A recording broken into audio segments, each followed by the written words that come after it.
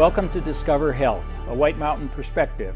I'm your host, Dr. Tom Barela, and today we have a wonderful show for you around dental care for children, and especially in the White Mountains. We have two wonderful guests with us today, Ms. Shauna Clements from the Navajo County Health Department, and a pediatric dentist, Dr. Jacob Johnson from Around the Mountain Pediatric Dentistry.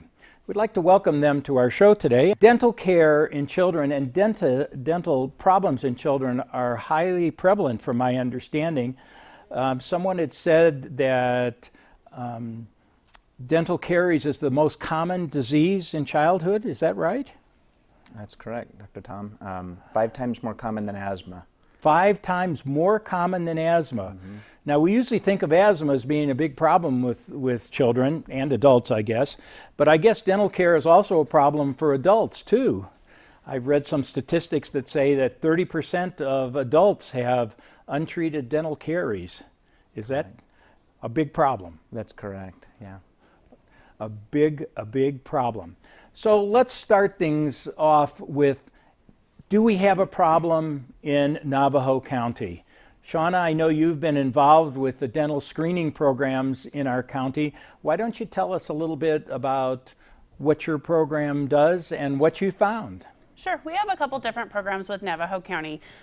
Sponsored by First Things First, we do a dental screening and fluoride varnish as long as it with parental consent on the children. We screen all the children and looking for those dental caries, some early childhood caries and things of that sort, and then we refer on as necessary. So what happens is we're funded all the way through Navajo and Apache County. Different programs hit on and off reservation. And we're seeing that throughout the United States, I think it's 36%, of kindergarten students have tooth decay in national average. Unfortunately, Arizona, we're sitting at 52% on that national average as far as tooth decay experience. So what that means is experience is looking at either treated tooth decay, because they went and did see the doctor, or untreated tooth decay. So we're looking at that as a whole. We're sitting at 52% and the national average is 36%. As far as Navajo and Apache counties go, we are a lot higher than that. Our area up here is looking at 87% for Navajo and Apache together for that tooth decay experience. You mean 87% of the children either have untreated caries or treated caries? Correct. So by the time they reach 5 years of age, 87% of children have teeth problems? Correct. Yuck. And and it's one of those problems where the children are missing school due to this problem. Wow. 90%. Now, how do the children get into their screening programs? Are they screened in daycare? Are they screened at Head Start? Where do you have your clinics, and how do parents get their child screened, for example? That's a great question. So we screen at local daycares, preschools. If any of our elementary schools has a preschool, we'll be at that location. Otherwise, in the Navajo and Apache areas, we are teaming up with local pediatrics offices and just kind of sitting in the office to offer that screening and fluoride varnish. I know we're here in Show Low. We have reached out to Springerville and then along with our WICs. So we will sit in on our different WIC locations, which is, we have a Pine Top location, a Show Low location, Snowflake, Holbrook, Winslow. So we are trying to hit it throughout the mountain and make it convenient for the families. If the families don't know how to find the screening, and because it's free, our program is free, then they would just contact one of the local health departments and we could guide them in that direction. So you have a dental hygienist that goes around and does these things? Yes. So part of the First Things First funding is to have contracted services with certified dental hygienists that provide this service. Wow. And this dental hygienist also does fluoride washes? She does, or yes, all of ours are females at this time, but they do, yeah. So we have our dental assistant that makes sure that all the paperwork is there, and then the hygienist, as long as now some parents say screen only, and then some parents accept that fluoride varnish. Wow. So a pretty comprehensive program. And then what happens when you find children with untreated caries? Sure, that's a great question. There on the sheet, it asks the parents, do you have a dental home? Meaning, do you have a dentist that you see regularly, or do you have a family dentist? If they say yes, and they mark that, please, send any information to that dentist, we will do so. If they don't have what we call a dental home, we have a contracted dentist, and we would refer that over to either to Around the Mountain, or if they checked another dentist office. Wow. So we try and collaborate. So with we now that at least pediatric. have some resources up here. Absolutely. Well, let's turn to our dentist here. Years ago, probably 8 or 9 years ago, we did a survey of local dentists asking at what age you start to see children in the dental offices. This was before Around the Mountain came up to us, and we had a dedicated pediatric dentist. And in that survey, which only had 11 dentists, they started seeing the children at about 3 years of age. Correct. And that is not what at least the recommendations of the American Academy of Pediatrics was. And I assume that's the reason why for that delay was really related to number one, their busyness. And sometimes I think it's difficult for dentists to see children in the dental chair. So why don't you tell us a little bit about how children can get started out right and end up with good teeth at 5 years of age, which leads to good teeth in teenagers, and then for old people like me. Wonderful. Yeah. So historically, we've had a number of wonderful family dentists who've been able to tackle some really advanced problems for our adult patients, but children, they're not always able to sit down in the chair and to cooperate very easily. So for this reason, many dentists said at about 3 years old, usually they have a better communicative ability. They're able to speak and to understand simple instructions, to sit in a chair and to have that not feel threatening for them. Well, what we began to find, though, is that children continue to have cavities earlier in life. And when children develop cavities earlier in life and they're still not able to cooperate, or they don't have the ability to communicate well with their dentist, it creates a difficulty in treating that dental decay. So pediatric dentistry kind of evolved as a specialty. A lot of it involves behavior guidance, learning how to talk to a child differently because they're not like small adults. They don't wake up in the morning and get ready for work. They don't have their morning cup of coffee. Their daily schedule is a little bit more free so that they can play and do the things that they need to do. But children need care early. We recommend, the American Academy of Pediatric Dentistry recommends that children begin to see a dentist by the time that their first tooth erupts, which for many children can be as early as 6 months, but no later than their first birthday. So that's when we would recommend establishing a dental home or meeting your dentist for the first time. And they can begin to assess your child and to make recommendations that will help your child to enjoy good oral health. Now, are family dentists now beginning to be more comfortable with the younger children, or is it mostly in the purview of the pediatric dentist for this 1-year-old child to go? It really, there are many, many wonderful family dentists who are able to treat everyone from the family's grandmother down to the little young Johnny child who's just a year old. However, pediatric dentists go to an additional 2 to 3 years of schooling to learn specifically growth and development of children, how to interact with them, and how to get very efficient with their procedures. Great. So let's go on.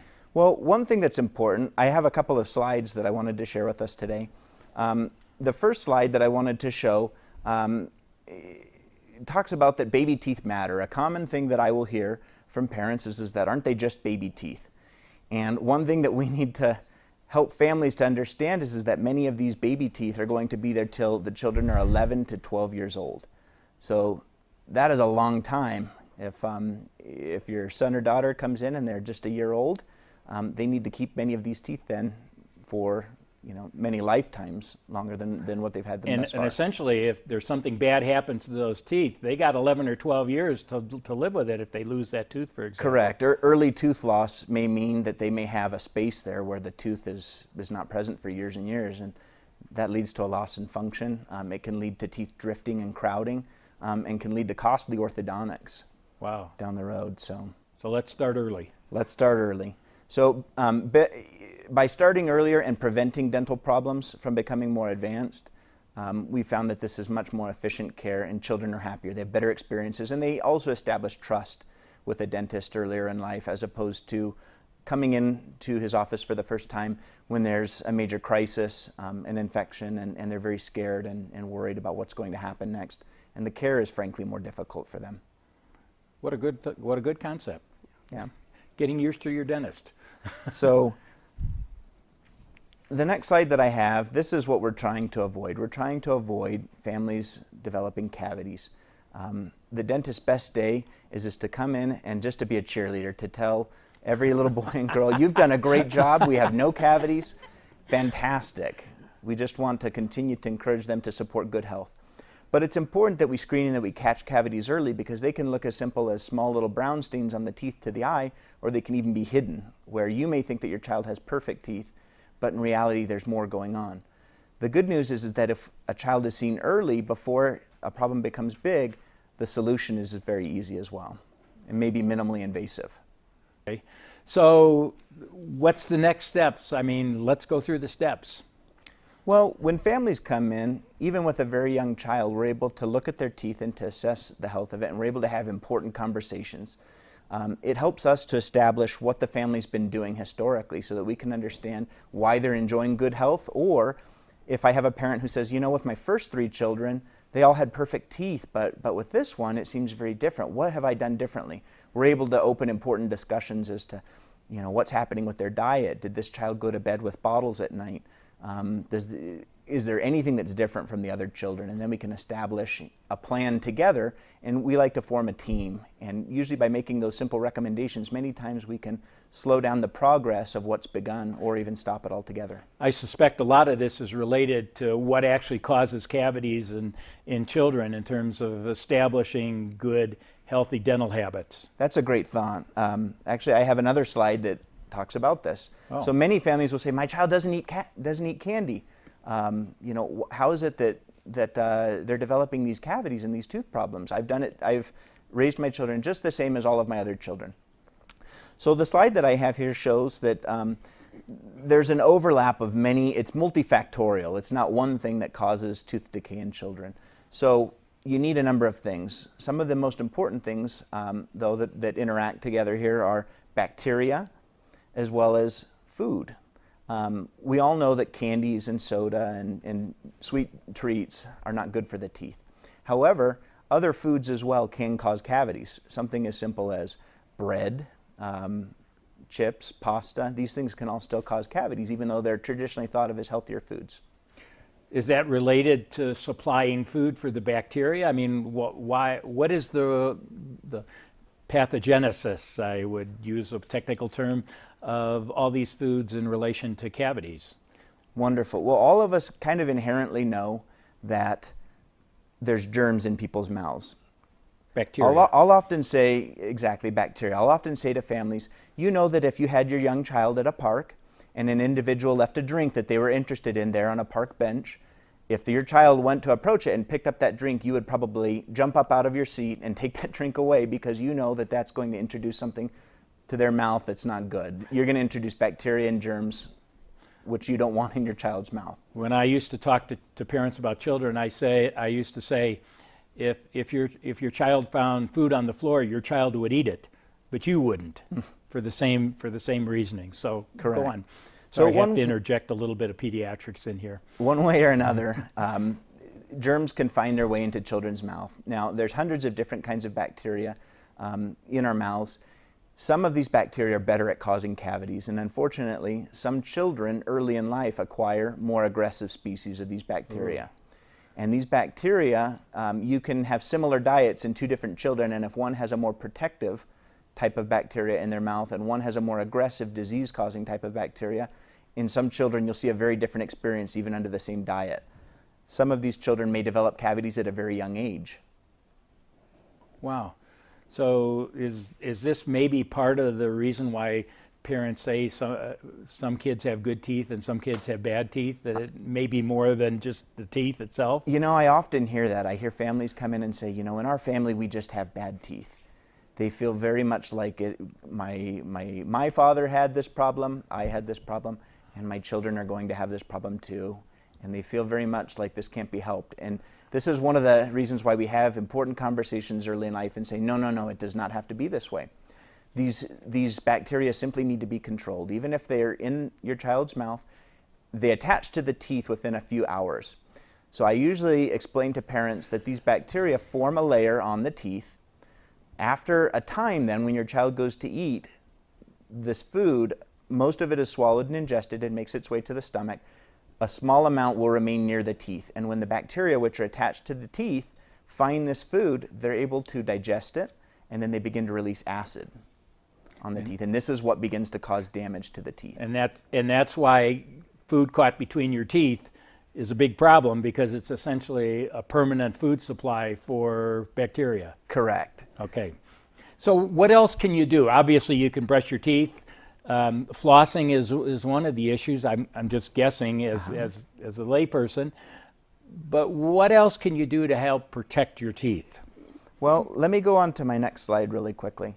With my next slide, since I work with children a lot, we use a lot of imaginative imagery for the kids. We tell them stories. So they don't understand what a bacteria is. It sounds like just a big foreign word to them. So we often talk about sugar bugs, and this is something that they really understand very well. So what we'll explain to them on my slide here, on the top left of the slide, I show some teeth that you can see don't look very shiny and smooth. They look a little bit fuzzy and kind of coated. The layer that's on the teeth is food that's been left behind. This could have been a child who just had their lunch and they had, say, a peanut butter and jelly sandwich. Many children have this in their lunch. Well, if a little bit of this bread sticks to the teeth, I will often explain, in the picture below, I've got a cartoon of some, what we explain to the children is sugar bugs. And these sugar bugs are jumping up and down and wrestling on top of a tooth. And so they like this image of understanding that if we don't get these sugar bugs off of the teeth, something bad happens. And the bottom picture, I've got a green bubbling liquid here, which I explain to the kids is acid, and it hurts the teeth very much.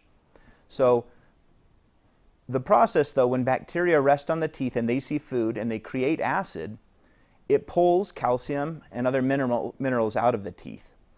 In the center of my slide, I show a graphic of a tooth. And there's many white dots on the tooth, and these kind of represent minerals that are being pulled out of the tooth. So there's always a give and take. Whenever we eat, our mouth becomes acidic and minerals are being pulled out of our teeth. Fortunately, our saliva does have naturally some of these minerals in them, and they can replace them. But the teeth need to get a break and they need to be cleaned. That layer of bacteria and food needs to be removed. Are you telling me I need to brush my teeth every day? If you brush your teeth, if you make that decision, we tell the children often only brush the teeth that you want to keep. Oh, So great. many of them think about that and say, okay, I'd prefer to keep most of my teeth. Okay. So go on. And it talks a little bit about sodium fluoride here. Correct. So when you brush your teeth with a fluoridated toothpaste, there are many toothpastes out there. There are some that do not contain fluoride. While these are good at removing what is on the surface of the tooth, they do not replenish the tooth at all and do not enhance the surface of it. When you use a toothpaste that does have fluoride in it, this actually goes back and it fills in all of those little white dots that I have there on the slide, all of those little porosities where the minerals have been pulled out. So there's a tug of war going on. And there's a balance between tooth decay and tooth repair. So by brushing the teeth, you're actually doing daily maintenance and repairing your teeth. Great. So fluoride toothpaste, fluoride washes, I assume you do them in your office? Correct. Well, we actually have something even better. We have something called fluoride varnish that was mentioned as well here. Fluoride, you're right, fluoride varnish that you do. Fluoride varnish is extremely adhesive. And so whereas toothpaste bubbles up like a shampoo and most children like to spit, many times they rinse with water, which dilutes and removes much of that beneficial fluoride immediately. Fluoride varnish, which you can obtain professionally from either a hygienist through one of the programs that the county offers, or in the office, we can apply a very adherent form which will stay for several hours and does a much more thorough job repairing the surface of the teeth. And I note that nationwide, pediatricians are now involved with dental varnish programs also because of the value of that. What about fluoridated water? Does that help? Fluoridated water helps extremely. Fluoridated water was actually observed by the CDC and some of our Surgeon Generals as one of the 10 greatest public health achievements in the last century. We found that if you fluoridate water to approximately 1 part per million, we saw decay rates drop precipitously. Okay, so just to bring the circle around, our water in Sholo is not fluoridated? It is not. Okay. Does the natural water here have 1 part per million in it? Does not. It does not.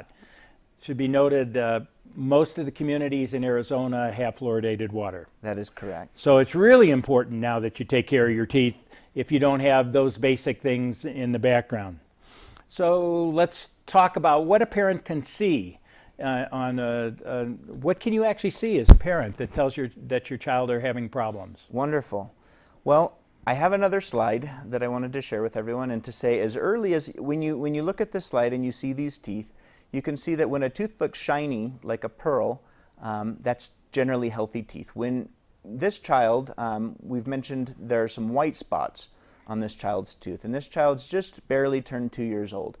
White spots, or what looks like somebody has drawn on the tooth with like a piece of chalk, it looks a little bit more dull, less shiny. This is the earliest sign, and shows that acid has been working on the teeth, pulling many of the minerals out. So this is a sign that we need to go and see the dentist quickly, because if your child is very young and the condition worsens, our options become more limited and the care becomes more advanced as to what we can do. So this is a great time to come and see your dentist early and to get one of these fluoride treatments to halt or to arrest this process. So white spots on the teeth would be something that you should be concerned about, your pediatrician should be concerned about, and stimulate a visit to the dentist. Correct. It's the first sign of a cavity starting. Okay, so at that point, not only maybe treatment, but also some advice on your dental habits and your food habits. Exactly. We often tell families, if we make certain changes in our diet now, we do not need a filling at this time, and we may not for several years if we make certain changes. Wow. And so some of the causes of this, I mean, a lot of children seem to have milk bottle caries from milk bottles, and I know you have some pictures of yucky teeth. I did bring a few of those, and I wanted to let families out there know that if you bring your child in early, like we've recommended, by their first birthday, we can avoid many of these problems. Unfortunately, many times I see families when it's come a little bit later in the process. My next slide actually shows a couple of children with different appearances of decay to their teeth, but in one photograph we have a 4-year-old who has severe tooth decay, and in another photograph a 6-year-old. And the 4-year-old's teeth looks like they might need to be removed or capped. You'd be surprised what we can still save at some times, but yes, many times that may mean that certain teeth may need to be removed. Usually if we see any kind of a gum bump on the soft tissues, that's usually a sign that this tooth has a small infection and needs attention urgently. Okay. Okay. But many times we can save even teeth which have very advanced cavities and really kind of create a dental miracle for these children. And that's what a pediatric dentist is all about. Okay. So I noticed that you have some further information about just exactly how cavities occur and stuff. So did you want to say more about how yucky teeth and how you can save them? I mean that's part of the value. Well, the object's not to get to this point, though, isn't it? It sure is. You know, what we wanted to let families know is that they shouldn't lose hope, though, or if their child does appear to have one of these conditions where it's gotten a little bit more advanced, today's the day to come in to visit your dentist right away and to get help, because we have a variety of different options where we can help these children. We have fillings. I have a slide here that shows we have fillings that can meet anyone's needs. We've got silver fillings. We've got white fillings beneath the silver fillings on the photographs here.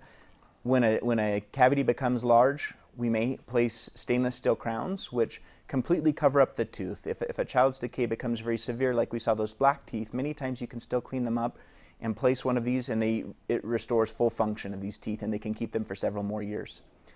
In the bottom right picture on my slide, I have some white crowns, which you look at them and you can hardly tell that they're not natural teeth.